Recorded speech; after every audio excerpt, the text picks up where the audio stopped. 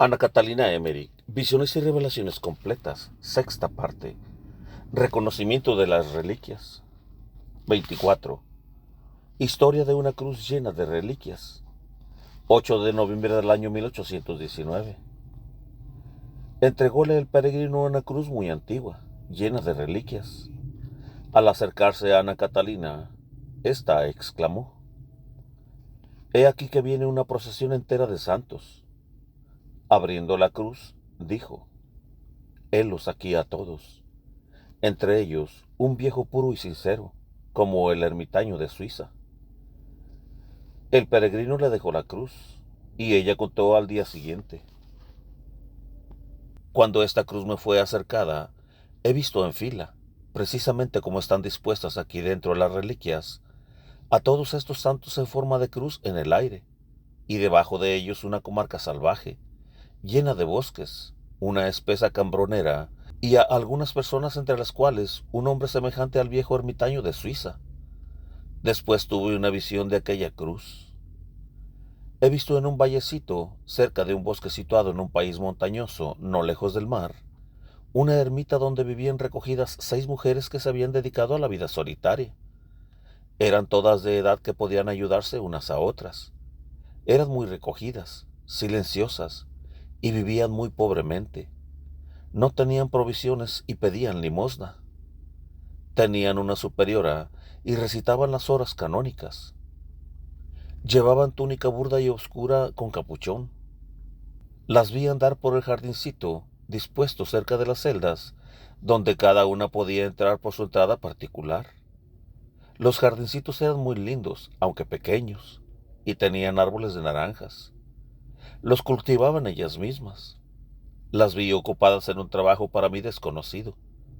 Tenían una máquina semejante a un telar, de varias cuerdas, con las cuales tejían tapetes rústicos y variopintos, hechos con sumo cuidado. He visto que con cierta paja blanca y sutil tejían un delicado trabajo entrelazado.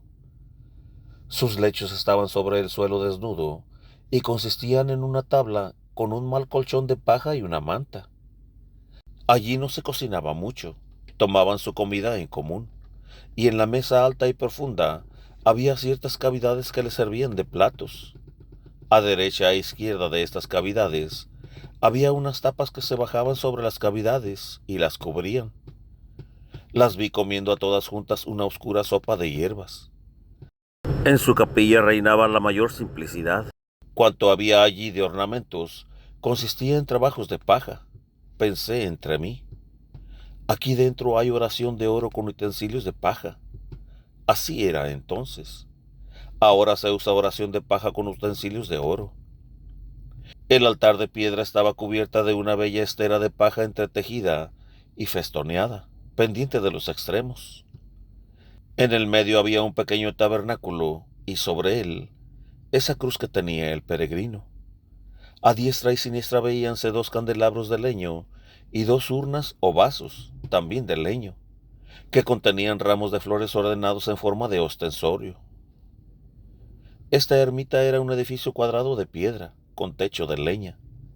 Los espacios interiores estaban divididos por estacas entrelazadas de un palmo de largo, de madera semejante a aquella con que fabricaban las cajas. Las paredes, hechas con maderas entrelazadas, eran de diversa altura.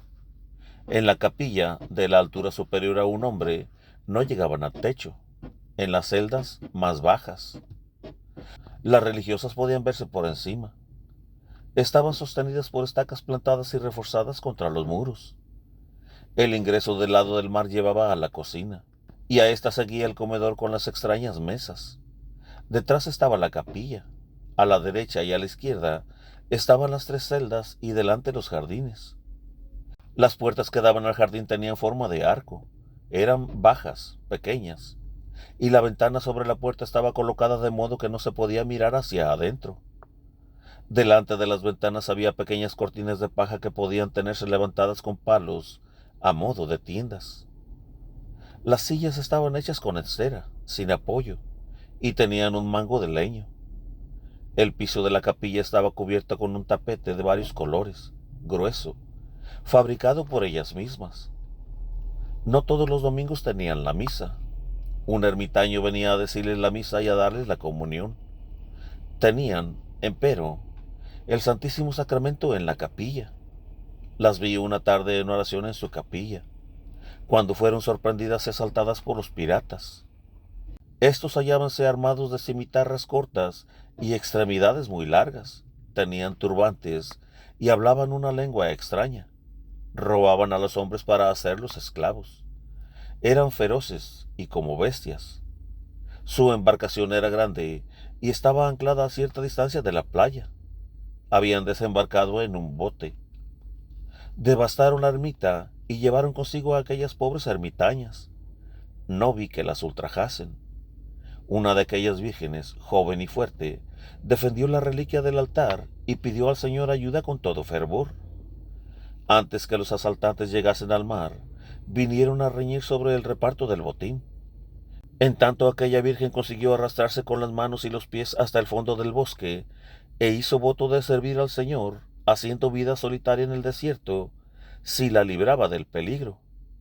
Los piratas la buscaron largo tiempo, y ella vio cómo al amanecer se hacían a la vela. Entonces dio gracias a Dios de rodillas, delante de esta cruz. La selva virgen se extendía distante de todo camino, separada por un precipicio situado entre glaciares. Ningún hombre, ningún cazador penetraba allí. Buscó largo tiempo un lugar conveniente hasta que lo encontró en lo más profundo del bosque. Era un sitio pequeño, libre y desembarazado, rodeado de árboles y de zarzas suficientes para erigir allí una pequeña capilla. Por arriba estaba casi cubierto de árboles y el suelo atravesado por las raíces de los mismos árboles. Decidió servir a Dios allí mismo, aislada completamente de los hombres, sin ayuda ninguna eclesiástica o profana. Tenía consigo la cruz que plantó sobre el altar edificado por ella misma con piedras, y detrás de él dispuso su lecho. No tenía fuego, lo tenía solamente en el corazón. Durante 30 años no vio siquiera el pan. En aquellas cercanías vi a ciertos animales en lo alto de los montes, semejantes a cabras, que saltaban de un escollo a otro. En torno de esta ermita vi también liebres blancas y pájaros grandes como gallos. He visto llegar a estos lugares a un cazador con sus perros. Estaba al servicio de un noble que tenía un castillo en lo alto del monte, a distancia de alguna milla. He visto luego aquel castillo destruido, del que ahora queda solo un fragmento de torre cubierto de hiedra y de plantas salvajes.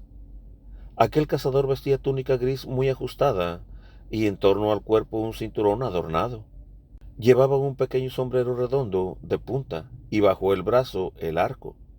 Sus perros penetraron ladrando en lo espeso de las matas, y el cazador se acercó y vio algo brillante, que era aquella cruz. Se acercó y clamó en alta voz. La ermitaña se había ocultado y al principio no quiso responder. Finalmente gritó diciendo al cazador que no se espantase de ella si no la veía semblante humano. Entonces él la vio, y la vi yo también en visión. La vi circundada de resplandor. Era alta, cubierta el cuerpo, largos y grises cabellos le pendían por las espaldas y el pecho. Toscos eran sus pies y oscuros sus brazos. Caminaba encorvada por el peso de su edad. Con todo, a pesar de esta apariencia, tenía algo de severo y de noble en sus modales. Al principio no quiso decir quién era, pero cuando advirtió que el cazador era hombre piadoso, le dijo: «Veo que tú eres siervo de Dios», y le contó cómo había venido a parar a aquel lugar. Rehusó salir de allí con él, y dijo al cazador que volviese dentro de un año con un sacerdote ermitaño. He visto cómo recibió el Santísimo Sacramento.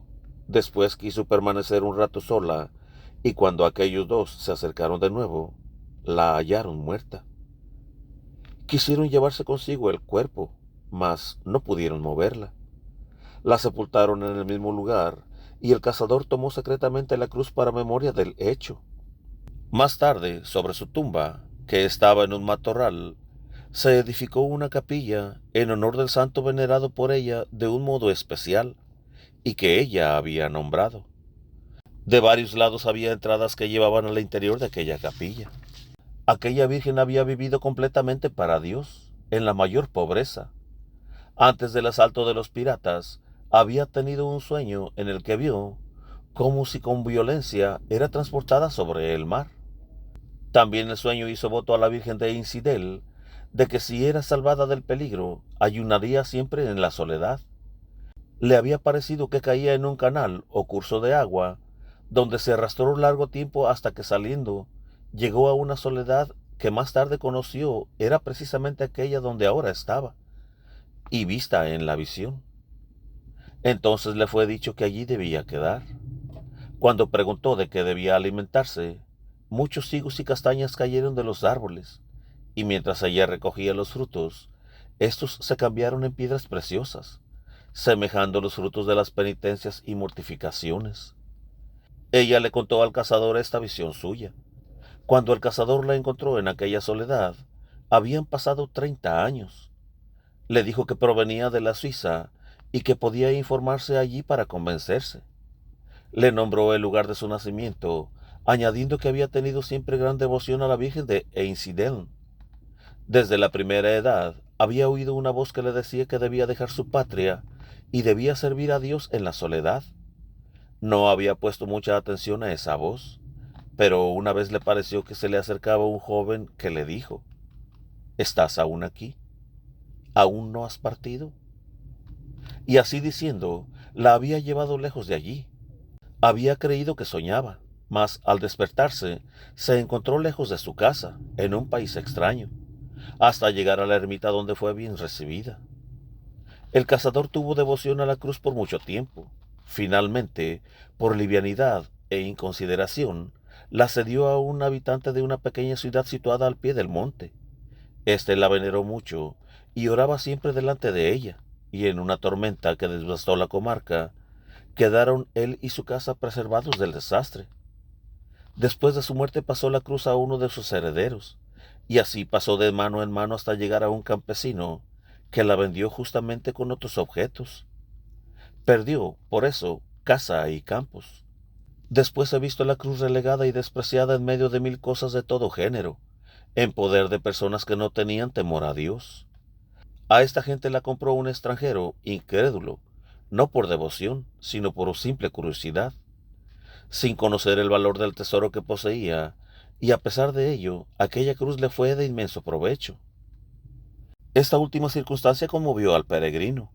Él había comprado la cruz en Landshut a un pobre obrero, y desde entonces se sintió mejorado en lo espiritual y en lo material.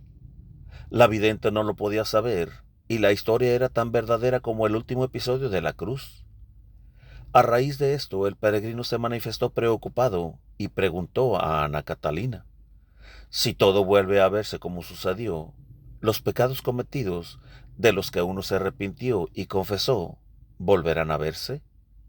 Ella respondió: por estos pecados y faltas ha satisfecho el Señor. No existen más. No los puedo ver, a no ser que sea un caso como el de David penitente. Aquellos pecados que no fueron expiados, que el hombre lleva consigo y los oculta, esos los veo perfectamente. Los que fueron expiados son como huellas impresas en la arena, que se borran con los pasos siguientes del arrepentimiento y penitencia. La confesión contrita del pecado cancela la culpa.